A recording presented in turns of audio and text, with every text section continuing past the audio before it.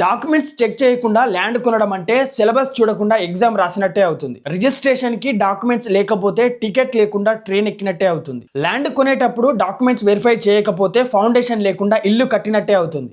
Document verify చేయడం 5 నిమిషాల పని, కానీ వెరిఫై చేయకపోతే 5 సంవత్సరాల సమస్య. ల్యాండ్ కొనే విధానమే ప్రాబ్లం అవుతుంది. మీకు లాలెన్స్ టీవీ వీడియోలు ఉపయోగపడుతున్నాయి అనుకుంటే మీరు మాకు సపోర్ట్ కూడా చేయవచ్చు. ప్రతి వీడియో కింద కనిపించే థ్యాంక్స్ బటన్ పై క్లిక్ చేస్తే మీకు నచ్చిన అమౌంట్ ద్వారా సపోర్ట్ చేయవచ్చు. అలాగే జాయిన్ బటన్ పై క్లిక్ చేసి కూడా మన ఛానల్లో మెంబర్ గా చేరవచ్చు. మీ సపోర్ట్ వల్ల ఛానల్ గ్రోత్ ఎంతగానో పెరుగుతుంది. మరిన్ని లీగల్ వీడియో అవేర్నెస్ ప్రోగ్రామ్స్ చేయడానికి ఎంతగానో ఉపయోగపడుతుంది. మీరు ఒకసారి ఆలోచించండి, సపోర్ట్ చేయండి. Thank you.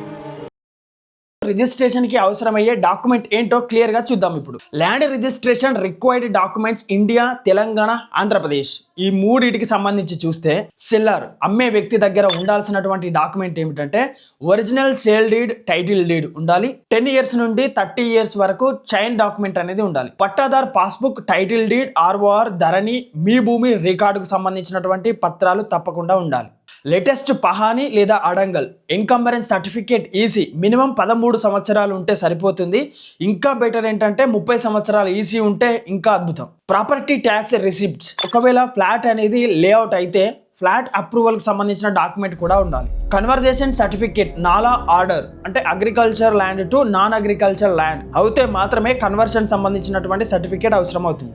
రెండో విషయానికి వస్తే బయ్యర్, కొనే వ్యక్తి దగ్గర ఉండాల్సినటువంటి డాక్యుమెంట్స్ ఏమిటంటే ఆధార్ కార్డ్ ఒకటి, PAN card mandatory if registration టైంలో. దాంతో పాటుగా పాస్పోర్ట్ సైజ్ ఫోటోస్ కూడా ఉండాలి. Address proof, voter ID, driving licence వంటివి అడ్రస్ ప్రూఫ్ గా మనం పెట్టుకోవాల్సి ఉంటుంది. మూడో విషయానికి వస్తే ల్యాండ్కి సంబంధించినటువంటి ముఖ్యమైన డాక్యుమెంట్స్ ఏమేమి అంటే సర్వే నెంబర్, బౌండరీ డీటెయిల్స్కి సంబంధించినవి, దాంతో పాటుగా land map, tippan, FMB field measurement book ఒకటి, దాంతో పాటుగా క్లియర్ టైటిల్, నో డిస్ప్యూట్కి సంబంధించినటువంటి విషయం తెలుసుకోవాల్సి ఉంటుంది. దాంతో పాటుగా రోడ్ యాక్సిస్, రైట్ టు వే, నడచడానికి దారి ఉందా లేదా అనేది మనం కరెక్ట్గా క్లియర్గా ఎంక్వైరీ చేసుకోవాల్సిన విషయం. మరో విషయం ఏంటంటే stamp and duty registration fee payment receipt. మరో విషయానికి వస్తే విట్నెస్, 2 విట్నెస్ విత్ ప్రూఫ్ ఐడితో ఉండాలి. బయోమెట్రిక్ వెరిఫికేషన్ సబ్ రిజిస్టర్ ఆఫీస్లో తప్పకుండా అవసరం అవుతుంది. ముఖ్యంగా మనం చెక్ చేసుకోవాల్సిన విషయం ఏంటంటే ల్యాండ్ అసైన్ ల్యాండ్ కాదో చెక్ చేసుకోవాల్సిన విషయం. దాంతో పాటుగా కోర్టుకు సంబంధించిన కేసెస్ డిస్ప్యూట్ ఉందో లేదో వెరిఫై చేయడం తప్పనిసరి. డబుల్ రిజిస్ట్రేషన్, ఫ్రాడ్ అవాయిడ్ చేయడం, ఈసీ చెక్ చేయడం చాలా చాలా ముఖ్యమైన విషయం. గ్రామ కంఠం గవర్నమెంట్ ల్యాండ్ కాదో అవునో కన్ఫర్మ్ చేయాల్సిన అవసరం మనదే. సింపుల్ ఫార్ములా యూజ్ చేయాలి. ఇక్కడ ఏమంటే టైటిల్ క్లియర్ ఉందో లేదో చూసుకోవాలి, ప్లస్ రికార్డ్ కరెక్షన్ ఉందో లేదో చూసుకోవాలి, ప్లస్ నో డిస్ప్యూట్ రెజల్యూషన్ ఉందో లేదో చూసుకోవాలి. ఇవన్నీ చూస్తేనే సేఫ్ రిజిస్ట్రేషన్ అనేది జరుగుతుంది. ఇప్పుడు మనం ముఖ్యమైన డాక్యుమెంట్ల విషయాన్ని గురించి చూస్తే ఈసీ, ఎన్కంబరెన్స్ సర్టిఫికేట్ అనేది ఈసీ చూడకుండా ల్యాండ్ కొనడం అంటే కళ్ళు మూసుకొని గుంతలో దిగినట్టే అవుతుంది. ఈసీ లేకుండా రిజిస్ట్రేషన్ చేయడం అంటే ఎక్స్రే లేకుండా సర్జరీ చేసినట్లే. ఈసీ చెక్ చేయకుండా ప్రాపర్టీ కొనడం అంటే బ్యాక్గ్రౌండ్ చెక్ చేయకుండా జాబ్ ఇచ్చినట్లే అవుతుంది. ఈసీ చూడకుండా డీల్ ఫైనల్ చేయడం అంటే మ్యాప్ లేకుండా అడవిలోకి వెళ్ళినట్టే.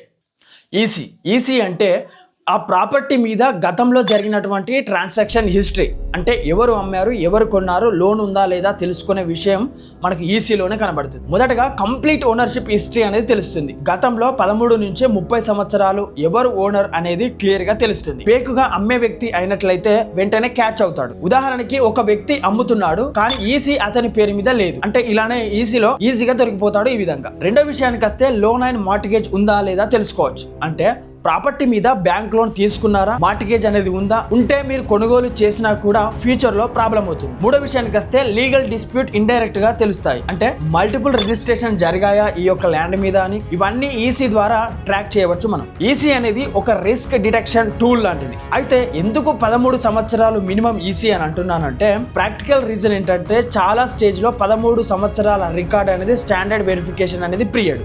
కోర్టులో 30 సంవత్సరాల టైటిల్ వెరిఫికేషన్ స్ట్రాంగ్ ఎవిడెన్స్ గా తీసుకుంటారు. అయితే ముఖ్యంగా మనం మాట్లాడుకోవాల్సినటువంటి డాక్యుమెంట్స్ ఏంటంటే ఒరిజినల్ డీడ్, టైటిల్ డీడ్ అనేది. సేల్ డీడ్ లేకుండా ల్యాండ్ కొనడం అంటే ఆర్సీ లేకుండా వెహికల్ ఓన్ చేసినట్లే అవుతుంది. డీటెయిల్స్ లోకి వెళ్తే ఇది ప్రాపర్టీ యొక్క మినిమం ఓనర్షిప్ ప్రూఫ్. సెల్లర్ నిజంగా ఓనర్ కాదా అనేది దీని ద్వారా కన్ఫర్మ్ అవుతుంది. మనకి ఒరిజినల్ ఉండాలి, జిరాక్స్ కాపీ అనేది కాదు. మూడో విషయానికి వస్తే పట్టాదార్ పాస్బుక్, ఆర్ఓఆర్, ధరణి, మీ భూమి సంబంధించినటువంటి పోర్టల్లో ఈ రికార్డు లేకుండా కొనడం అంటే ఆధార్ లేకుండా ఐడెంటిటీ ప్రూవ్ చేసినట్లే అవుతుంది. అందుకోసమని మన డీటెయిల్స్ లోకి వెళ్తే గవర్నమెంట్ రికార్డ్ లో ఓనర్ పేరు ఉందా లేదా చూపిస్తుంది. Online official land record verification అనేది ఉంటుంది. ఫ్యూచర్ లో డిస్ప్యూట్ అవాయిడ్ చేయడానికి ఇంపార్టెంట్ గా ఉపయోగపడుతుంది ఈ యొక్క పట్టాదార్ పాస్బుక్, ఆర్ఓఆర్, ధరణి, మీ భూమి లాంటి పోర్టల్. నాలుగో విషయానికి వస్తే లేటెస్ట్ పహాని అండ్ అడంగల్. పహాని చూడకుండా ల్యాండ్ కొనడం అంటే కరెంటు పరిస్థితిని చూడకుండా డిసిషన్ తీసుకున్నట్లే అవుతుంది. డీటెయిల్స్ లోకి వెళ్తే ప్రస్తుతం ఎవరు కల్టివేషన్ అనేది చేస్తున్నారు, ఎవరు యూజ్ చేస్తున్నారు, ఏ క్రాప్ ఉందో తెలుస్తుంది.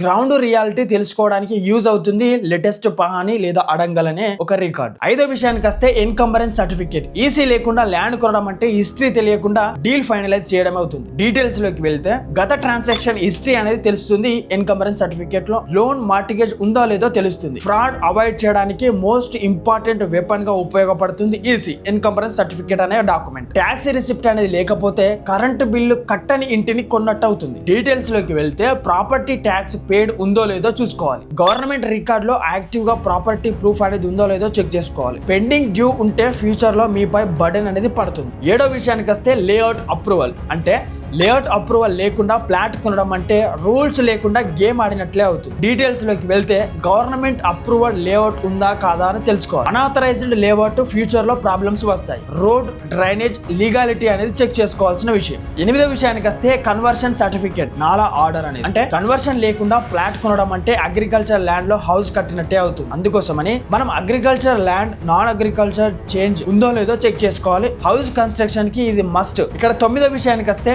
Survey number and boundaries.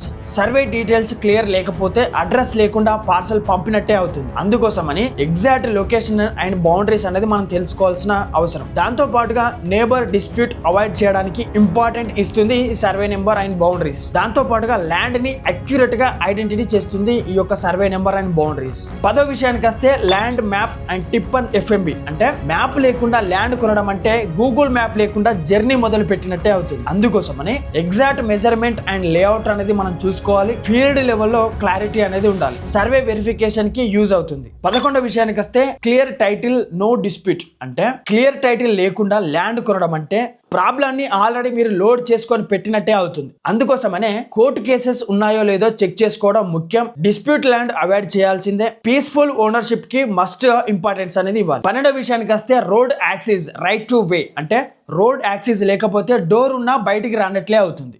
అందుకోసమని ల్యాండ్కి ప్రాపర్ యాక్సెస్ అనేది ఉందా లేదా చెక్ చేసుకోవాలి. ఫ్యూచర్ యూసేజ్ అనేది చాలా important. Legal right of way అనేది ఉండాలి తప్పకుండా ఎవరికైనా కూడా. మరో విషయానికి వస్తే సేల్ అగ్రిమెంట్. అగ్రిమెంట్ లేకుండా డీల్ చేయడం అంటే మాట మీద బిజినెస్ చేసినట్టే అవుతుంది. అందుకోసమని terms and condition return proof అనేది మనం తప్పకుండా రాసుకొని పెట్టుకోవాలి. దాంతోపాటుగా అడ్వాన్స్ పేమెంట్ అనేది సెక్యూరిటీగా ఉండాలి. లీగల్ సేఫ్టీ అనేది తప్పకుండా పాటించాలి. 14th విషయానికి వస్తే stamp and duty, registration receipt. Fee pay చేయకుండా రిజిస్ట్రేషన్ అంటే టికెట్ లేకుండా మూవీ చూడాలని అనుకోవడమే. అందుకోసమనే గవర్నమెంట్ ఛార్జెస్ పేడ్ ప్రూఫ్ అనేది మనం తప్పకుండా చెక్ చేసుకోవాలి.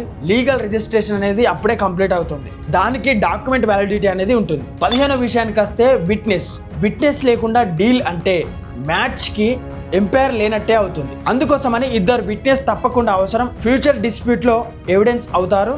లీగల్ అథెంటిసిటీ అనేది ఉంటుంది. 16వ విషయానికి వస్తే బయోమెట్రిక్ అండ్ వెరిఫికేషన్. అంటే బయోమెట్రిక్ లేకుండా రిజిస్ట్రేషన్ అంటే ఓటీపీ లేకుండా లాగిన్ చేసినట్టే అవుతుంది. అందుకోసమని finger print, photo verification, real confirmation అనేది ఫింగర్ ప్రింట్ ద్వారా, బయోమెట్రిక్ ద్వారా మనకు అర్థమవుతుంది. ఇంపార్టెంట్గా మనం చెక్ చేసుకోవాల్సింది ఏంటంటే అసైన్ ల్యాండ్ కొనడం అంటే గవర్నమెంట్ ప్రాపర్టీ మీద రిస్క్ తీసుకున్నట్టే అవుతుంది. అందుకోసమని సేల్ రెస్ట్రిక్షన్స్ అనేది ఉంటుంది. ఫ్యూచర్లో క్యాన్సిల్ అయ్యే ఛాన్స్ ఉంటుంది. తప్పకుండా చెక్ చేసుకోవాలి. కోర్టు కేసెస్, డిస్ప్యూట్ ఎలా ఉంటాయంటే డిస్ప్యూట్ ల్యాండ్ కొనడం అంటే ప్రాబ్లమ్ని డబ్బు పెట్టి తెచ్చుకున్నట్టే అవుతుంది. అందుకోసమని కోర్టు కేసెస్ ఉన్నటువంటి ల్యాండ్ను అవాయిడ్ చేయడం చాలా మంచిది. సంవత్సరాల కొద్దీ మీరు సమస్యల్లో ఇరుక్కపోయి ఉంటారు కోర్టు కేసులు ఉన్నటువంటి భూమి కొనుగోలు చేసినట్లయితే. డబుల్ రిజిస్ట్రేషన్ అండ్ ఫ్రాడ్ అంటే ఈసీ చెక్ చేయకుండా డీల్ అంటే సేమ్ టికెట్తో ఇద్దరు మూవీకి వెళ్ళినట్టు అవుతుంది. అందుకోసమని సేమ్ ల్యాండ్ మల్టిపుల్ సేల్ జరిగాయా లేదా అని చెక్ చేసుకోవాలి. ఫ్రాడ్ డిటెన్షన్ ఉందా లేదా అని చెక్ చేసుకోవాలి. ల్యాండ్ కొనడం కష్టం కాదు, డాక్యుమెంట్ చెక్ చేయడం మర్చిపోతే అదే లైఫ్ లాంగ్ ప్రాబ్లం అనేది అవుతుంది. ఇక్కడ మనం వీడియో కంక్లూజన్లోకి వస్తే ల్యాండ్ రిజిస్ట్రేషన్ అంటే చిన్న విషయం కాదు, ఇది జీవితంలో ఒక పెద్ద ఇన్వెస్ట్మెంట్. అందుకోసమనే డాక్యుమెంట్ వెరిఫై చేయకుండా ల్యాండ్ కొనడం అంటే ఫౌండేషన్ లేకుండా ఇల్లు కట్టినట్టే అవుతుంది. బ్రేక్ లేకుండా కార్ డ్రైవ్ చేసినట్టు, హిస్టరీ తెలియకుండా డిసిషన్ తీసుకున్నట్లే. Sale deed, EC, pahani, record అన్నీ కూడా క్లియర్గా ఉంటేనే ల్యాండ్ సేఫ్ అవుతుంది. లేకపోతే రానున్న రోజులలో అది పెద్ద సమస్యగా మీ నెత్తిపై కూర్చుంటుంది. ఒక్కసారి డాక్యుమెంట్ చెక్ చేస్తే సరిపోతుంది, లేకపోతే లైఫ్ టైం ప్రాబ్లం ఎదుర్కోవాల్సి వస్తుంది. మళ్ళీ చెప్తున్నాను, డాక్యుమెంట్ వెరిఫై చేయడం అంటే మినిమం 5 నిమిషాల పని. వెరిఫై చేయకపోతే 5 సంవత్సరాల సమస్య. ల్యాండ్ కొనే ముందు ఈ వీడియో చూసిన వారికి చాలా ఉపయోగపడుతుందని నేను నమ్ముతున్నాను. మరో ఇలాంటి వీడియోతో మళ్ళీ కలుస్తాను. నేను మీ కొంగంటి రాజు ఫ్రమ్ లాలెన్స్ టీవీ నుండి. Thank you.